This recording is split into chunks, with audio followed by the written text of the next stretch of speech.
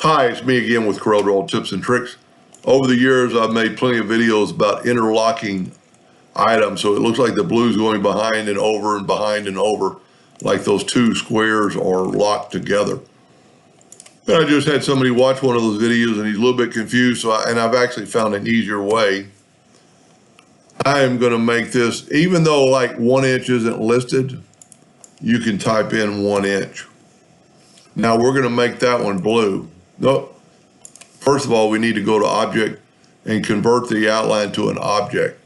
I always left click, right click, and then turn it into blue and then take away the outline. So we have basically a fill. Now I'm going to Control D and I'm going to make a duplicate. I'm going to rotate it 45 degrees and I am going to turn that one yellow. If you see the blue is on the back on all the corners, take you a rectangle, and I normally draw in hairline.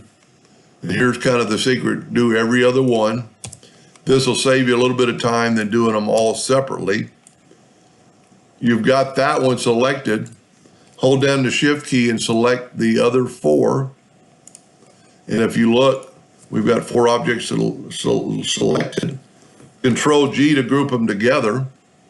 And then take your Shift tool and grab your layer that's underneath. So now we have 2 objects. And go to intersect. That's all you have to do. Now let's take away our boxes.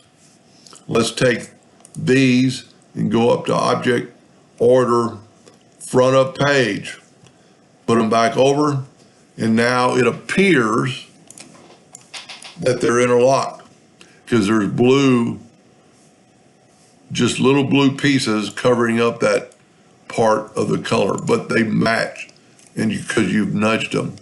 And you could do this with any object, any vector object, in any amount of interlocking. A lot easier way. Hope that helped. Thank you for watching.